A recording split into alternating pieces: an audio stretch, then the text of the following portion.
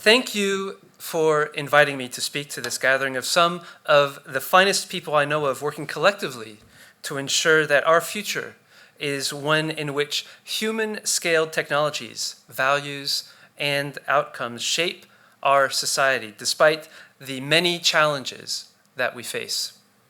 Challenges to the carrying capacity of the Earth and its atmosphere. Challenges to a vision that embraces democracy and humanitarian values. Challenges to the ability for all in society to partake equitably of the abundance that we have created. Challenges to fulfill our potential as humans, to act with free agency and reach our aspirations. Challenges that are shared but unevenly spread around the world, around our cities, around our neighborhoods. Challenges which a simple tool, and in the worldview that it enables, can oftentimes in simple ways, in small ways, and sometimes in important ways, help overcome. In order to address these challenges, we must talk about what the future holds for us, and so I will talk about the future city. I will speak about the visions that we have of this city and what those visions say about us. I will speak about the humans of the future and what they may want, what we may want. And I will speak about what we should keep in mind about future technology. And in closing, I will relate to the topic of this conference for the next 4 days, the bicycle and those who ride them. Now, like most people facing an open-ended question, what does the city of the future look like? I turned to the internet and I typed in the term, city of the future. And what I got back was very much in line with the types of visions that we've come across in our work on future cities, on future mobility, and on future us. Clearly, the future will be characterized by a lot of floating icons. Their placement indicates where important things that happen occur in our cities. They indicate that we will be moving, paying, accessing things in digital space. The city of the future is also characterized by great leaping arcs of connectivity. All is known, all is coordinated, all is real time. All but for those who have the misfortune of not being able to or not wanting to plug in. The floating digital icons populate cars in the future. And there are a lot of these still in our dominant visions of the future. They are connected, they are driverless, they consume code and electricity. They think for themselves in an algorithmic reality we can observe, but increasingly can no longer understand. Our cities are full of these vehicles. They crowd the urban landscape, but they do so with more predictability and less recklessness than when humans operated them. At least we hope so. Things come to us. We only go to things when there is no other option. Our lives are made easier, less stressful, less complicated by all the services they enable. We can escape the city into the air, leap over the problems that have plagued our cities by finally using the holy grail of transport technologists, the flying car. We will live in clean, modern, eco-efficient homes that allow us to channel technologies to serve our every whim, our every bidding, finally freeing us up to reach our potential. A life made whole thanks to circuits and algorithms, sensors and servers, high-tech and new business models, connectivity, simultaneity, efficiency, and control. Especially control. In fact, you have to go pretty far down the pages that the search engine serves up to find something recognizably human in these visions of the city of the future. And here, let's give mad props to TU Delft for inserting people and bicycles into that vision. But in most other visions of the city of the future, we don't get out very much, judging from the paucity of people walking, cycling, or otherwise occupying public space. And when we do, we navigate a city full of automated vehicles, screens, and slightly dangerous cycling conditions, given that apparently we must wear cycling helmets. In some rarer instances, our cities are portrayed as having radically reallocated space away from cars to public transport, to walking, to cycling, and to micromobilitizing our way around the streets. But these visions are rare. When we look across the broad panoply of possible futures, what do they say about us? A lot, and not much. I'll touch on that in a bit. But what I can tell you is that many common visions of the city of the future don't portray real people, old people, human interaction, random social mixing, free play, children unsupervised, learning from sensations, not from screens, people going out to get things. I'll just point out the obvious for those of you who have been in the last century, and that is that we have been here before. And that clearly what we thought would be the city of today when we asked ourselves that question in the previous century has not come to be, perhaps thankfully so. And yet there is a palpable hyperbole about the city of the future, about the technological revolution, the fourth industrial revolution we are said to have entered. And that revolution, like all revolutions, has a slogan that you have heard repeatedly. Smart everything now. The idea of the smart city permeates our discourse about the city of the future. It is based on the notion that if only we could reach peak optimization, hyper efficiency, uber seamless connectivity, we could achieve the potential for our cities and ultimately our own human potential. It is an idea that has grown out of architectural and systems engineering, that has sought to make buildings and the interactions they facilitate as efficient as possible. It seeks to make the built environment, the city, an optimized machine for living. But this model ignores what we know has been the major success factor behind cities in history.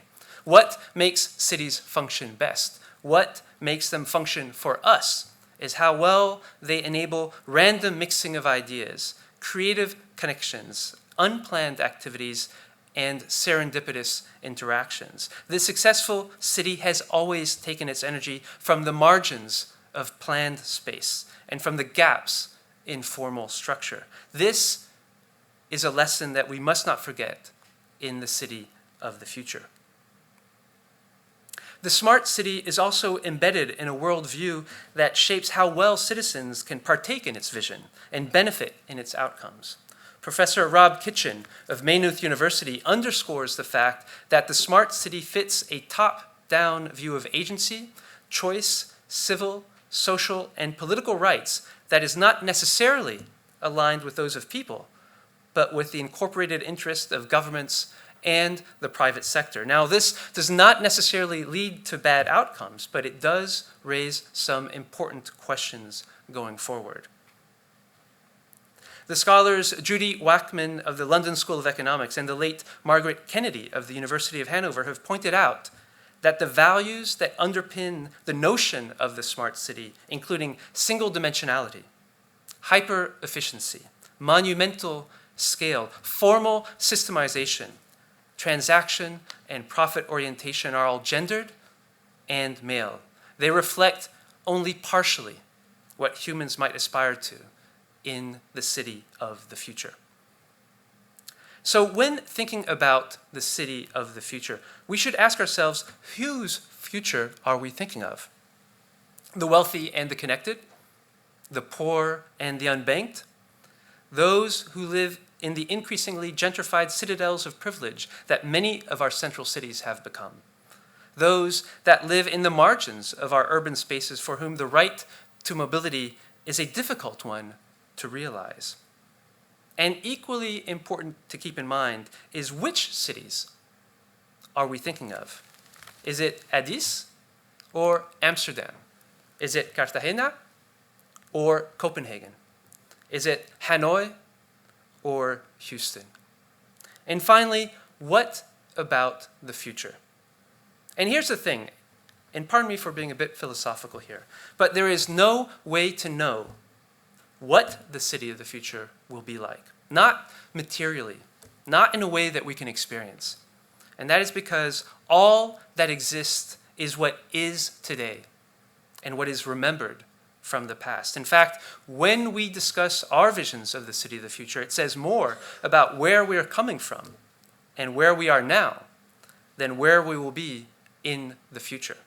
So look around. There are parts of the future that are already visible today, and this is a future we would like to see reinforced, just as there are other parts of the future present in our cities as we speak that we would wish to avoid. This is what we should focus on, guiding the present along to the future on a trajectory that we can embrace. And through this all, against the backdrop of many possible futures, there's one constant that will remain in all the future yesterdays and all the past tomorrows, and that constant is us. It is what we embody as humans. So let me say a few short words about an endlessly vast topic. What does it mean to be human? I'll limit myself to 4 areas. What we should remember about ourselves when we think about the city of the future is that we are active, frictious, social, and free. We must move. That we are built to move should surprise no one. Our bones, our sinews, our synapses, our hearts, our bodies, our minds are engineered to move. That the most extreme forms of torture are synonymous with immobility should tell us something about ourselves on many levels. We are frictious. Perhaps less obvious is the role of friction, or rather of overcoming the stickedness of our physical and mental existence. But the evidence shows that we grow stronger not by escaping or avoiding difficulty, but rather by overcoming it. And this is true whether from the physical exertion we must expend to climb a rise in the street, or the mental exertion we must deploy to go beyond our comfort zone. A future city that predicates an effortless life of unending, stressless ease ignores this and delivers outcomes that weakens rather than strengthens us. As people who ride bicycles often, most of you inherently know that not all that is easy is good, and that all that is good is easy. This is a lesson worth remembering in the city of the future. We are social animals, and we've only succeeded thanks to the collective efforts of others around us. We are coded to respond to and build on social stimuli, and this is something that we should strive to hard bake into the city of the future, even as we increasingly interact in virtual social space. Finally, we have an enduring need to exercise our free agency, to pick our own path, to explore unencumbered by straight lines or the strictures of excessive control. A free society is a strong society, and one that is resilient. This, too, is something essentially human that we must nurture in the city of the future.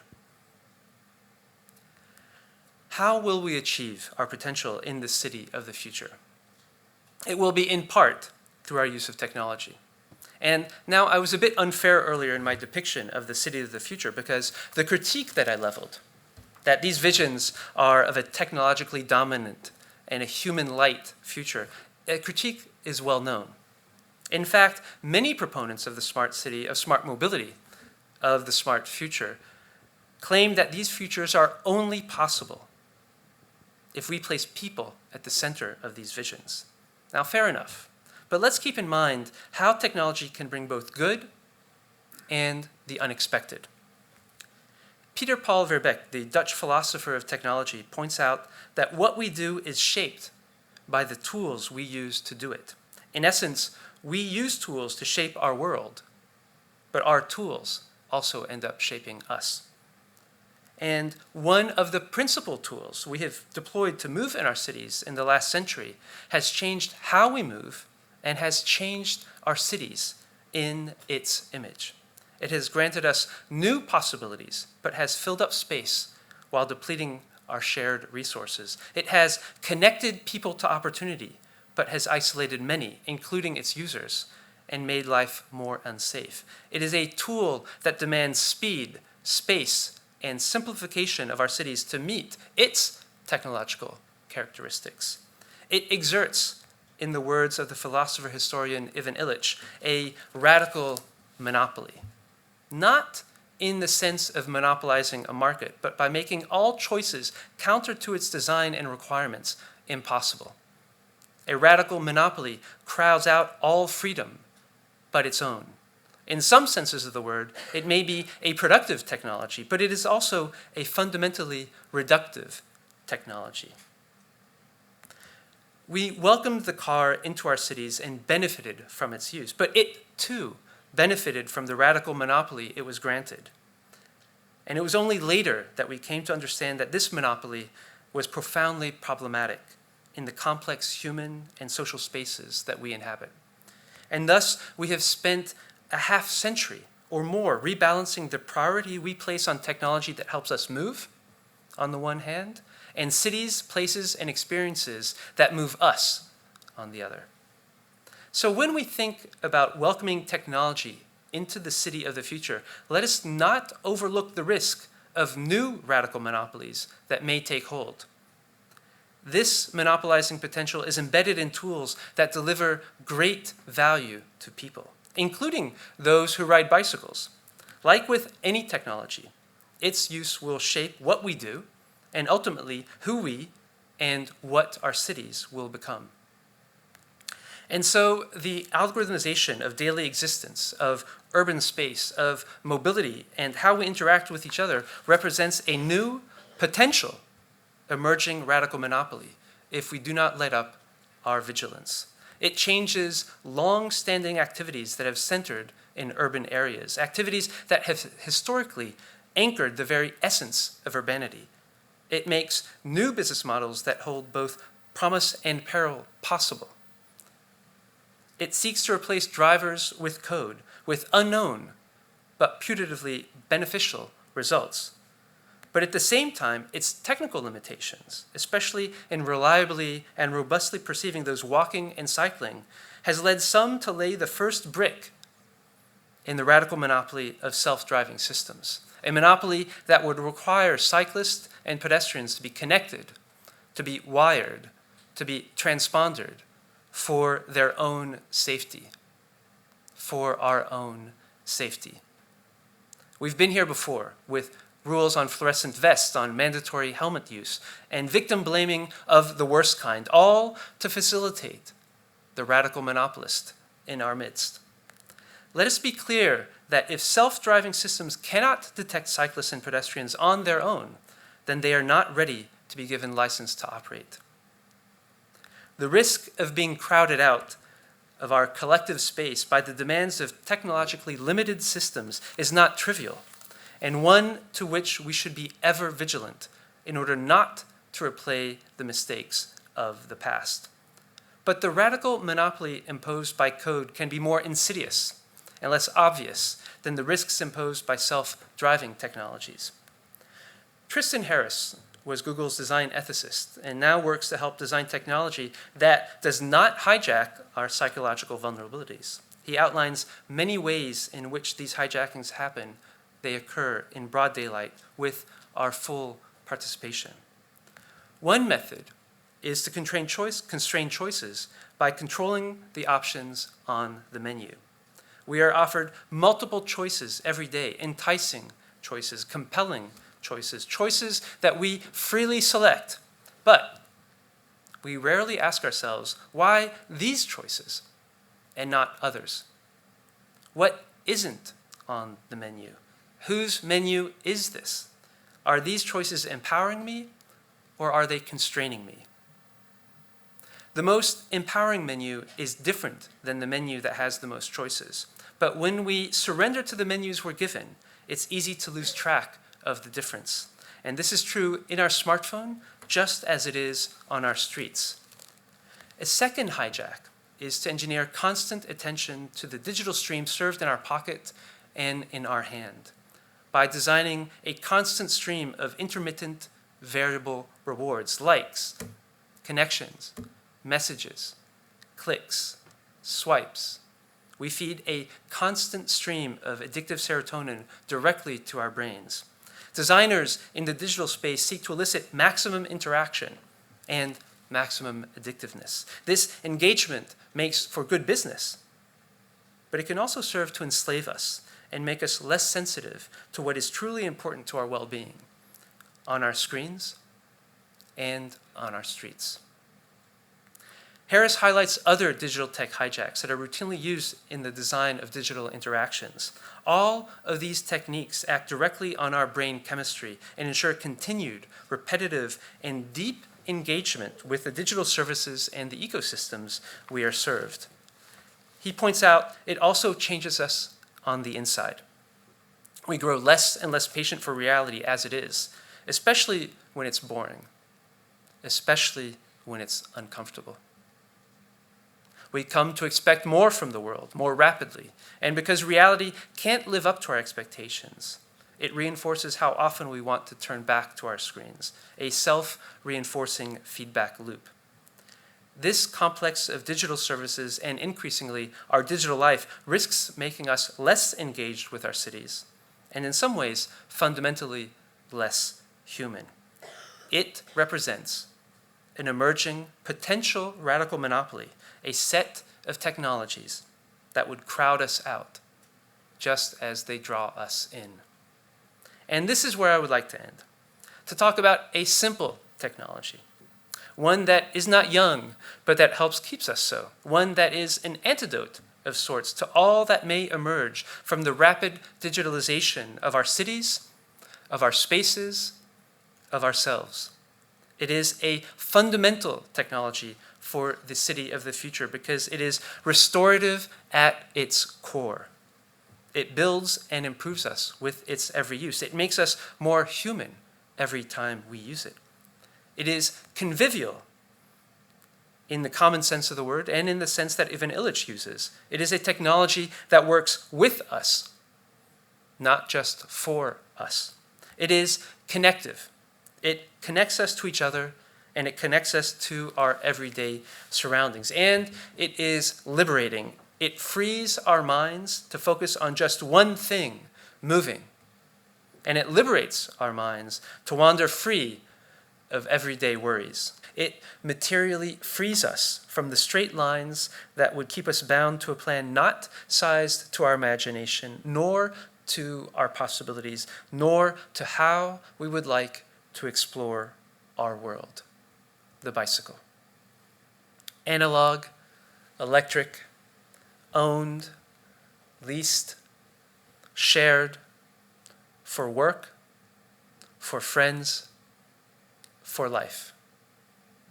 It is the synapse in the smart future, the hypotenuse connecting our A's to our B's, a message of love from those who would see the orthogonal geometry connecting the city, solving the equation of me getting to you and you getting to be free and unfettered today and tomorrow. It is the apple a day that keeps the doctor away. It is wings for our feet to float off the ground.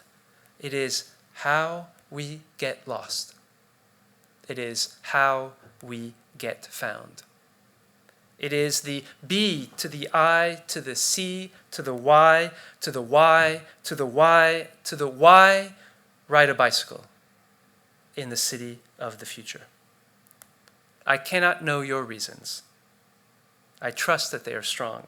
But let me close by sharing mine. And to do so, I'll paraphrase the poet Mark Strand.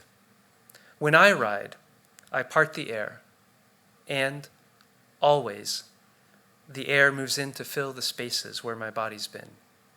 We all have reasons to ride a bicycle. I ride to keep things whole. Thank you.